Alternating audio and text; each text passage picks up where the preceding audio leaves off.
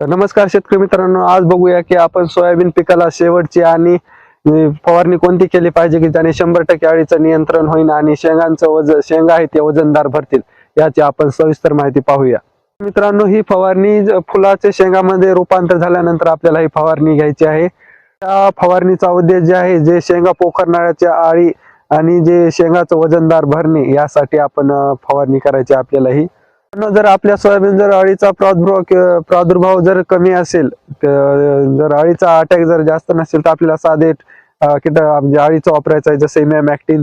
एकदम स्वस्त येणार म्हणजे स्वस्तात बसणार, तुम्ही कोणतं पण एक कीटकनाशक सोबत वापरू शकता. जर अळीचा जर अटॅक जास्त असेल तर कोराजेन किंवा एम्प्लिगो किंवा फेम असे जे बॅराझाइड आहेत, हे त्याच्यापैकी कोणतं पण आपण एक कीटकनाशक वापरू शकता.